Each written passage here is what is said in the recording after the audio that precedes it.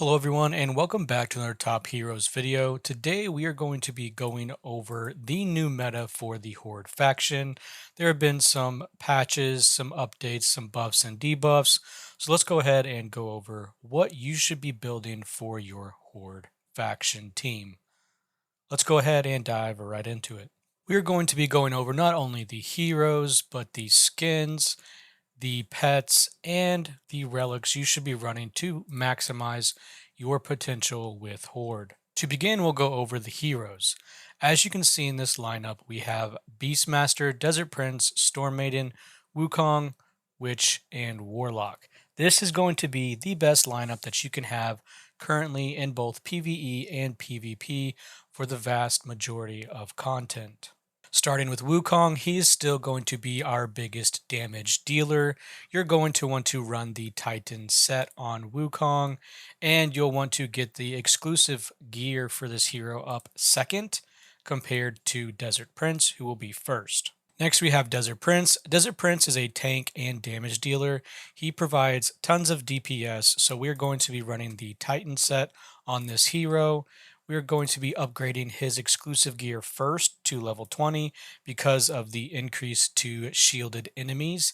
It gets multiplied by 2 times damage, which is going to be massive. Next, we have Witch. Witch is going to be our healer. She's going to increase our heals and have some survivability by using the Knight set.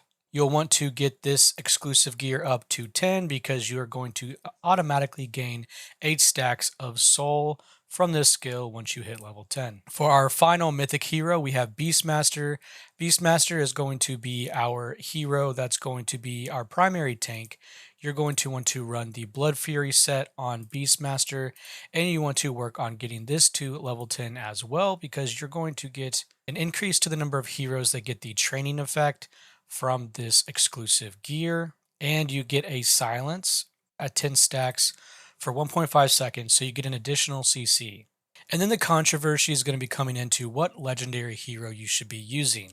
Following buffs to Warlock, we now see Warlock as the 6th hero, being the best hero for the vast majority of scenarios because he's going to be increasing the DPS of your team in both PvE and PvP. We're running the Titan set to increase the attack of this hero. When we look at the skills, Warlock's attack is going to increase the healing capabilities of Whispered Shadows. It's going to increase the ultimate skill Berserker Fury because that's going to be 15% of Warlock's maximum attack. It's going to be a boost to HP drain and attack speed. You gain HP at the beginning of every single battle to all allied heroes. You're going to increase damage to the enemy because you're debuffing them with the debilitation skill. And at the beginning of the battle, all Horde heroes get Malicious Passion, which is going to increase their damage and their normal attack damage. The trading for this hero is not going to be the best, unfortunately, with the third being Resource Plundering.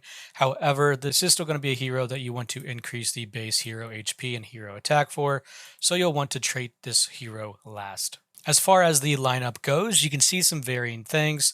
Some people will switch Desert Prince and Wukong, the reason being that Wukong will be able to attack some further back heroes a little bit quicker, and Wukong is actually able to tank quite a bit of damage. Beastmaster should always be your primary tank, and then the other heroes that are DPS will be in the mid section, and in the back section you want your healer and you want Warlock so they can try survive as long as they can, providing heals and providing buffs to your team and debuffs to the other team.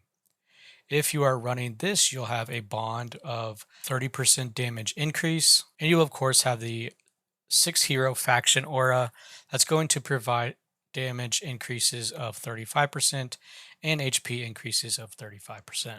As far as the March skin goes, you're going to want to run one that's going to provide you with specific boost to the Horde faction. So here we have Horde Soldier HP from the Scarab, and that's going to be the best option for your lineup.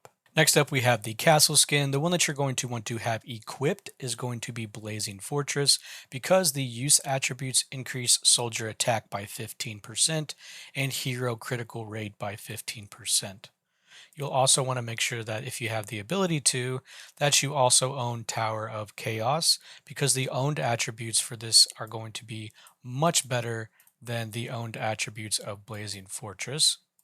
You do not have to have a specific castle skin equipped to still use the ability, so you do not have to have the Tower of Chaos equipped to use the skill that provides you 15% damage increase in PvP March speed. When we look at our pets, we have two options now. We have Flicker Kit and then we have Diggy. When you look at these options, they're going to be very similar.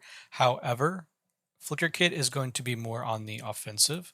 With the Blazing Whirlwind, we attack 4 enemies, dealing 100% attack, applying a burn stack, and we reduce their damage reduction. Reducing their damage reduction will allow us to increase our damage to enemy heroes.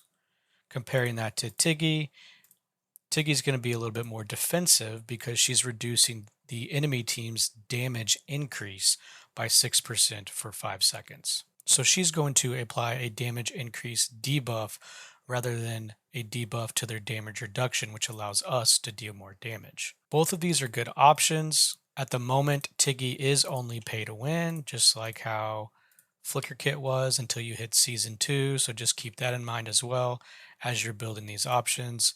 Free to play, you still have Howley, and Howley is a good option. The skill with Howley actually does do some more damage than Flicker Kit, so that is another option that you can take a look at as well. For our troop skin, we have really two options. We are going to either run Heavy Cavalry because we really like the PvP March speed increase. Or if you're not doing open world PvP, then the best option is going to be Divine Spirit because it's going to increase our queue's morale. Rally members are going to get an increase in morale as well. So for the vast majority of content, Divine Spirit is going to be better than Heavy Cavalry. However, since I do open world PvP, that would be included in Frostfield Battlefield, Ancient Battlefield, all those types of things. PvP March speed is just superior. So I have already leveled this up quite a bit compared to Divine Spirit, but both of those are going to be good options. Our Behemoth is going to obviously be the Horde Behemoth. This is going to provide us with some HP and hero attack boosts. So this will be beneficial to focus on if you are going to be maining the Horde faction.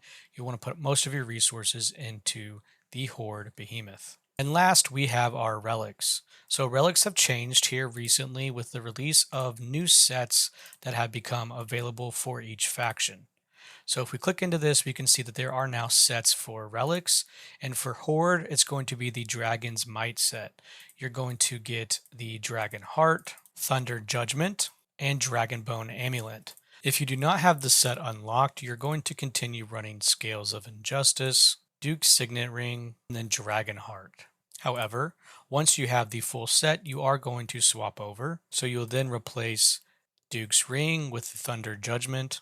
This is going to provide AoEs, it provides a bind, and you get damage increases to the relic itself for having Horde heroes. The static effect is nice because it's going to increase damage taken from normal attacks by 5%, so this is going to increase the effectiveness of our Wukong. For the full set, you're going to unlock Dragon's Might, which gives you increased durations for both the Indomitable effect and Thunderbind. And then Scales will be replaced with the Dragonbone Amulet. This is a really good relic because you're gaining shields, you're increasing your critical damage, and then that shield's going to increase based on the number of Horde heroes you have. You can increase the number of blessed heroes as you level that up. And then again, you have the set of skills you get once you have the full set with increased durations to Thunderbind and Indomitable effect. You have the option to exchange levels, so this is something you'll want to look at once you have gotten a Miracle Hammer. You'll use this to exchange the levels, for instance, from your Duke's Signet to your Thunder of Judgment to increase the star level. That way you don't have to start all the way over because they released a new set for Horde. And that is going to be the new meta for Horde faction moving through the end of the year. This can always change as they release buffs and debuffs for heroes, but it is going to be a good option for you to take a look at as you move forward and are facing other teams. make sure you give the video a like and subscribe to the channel, and I will see you all in the next video. Oh, I believe that I could climb through every page.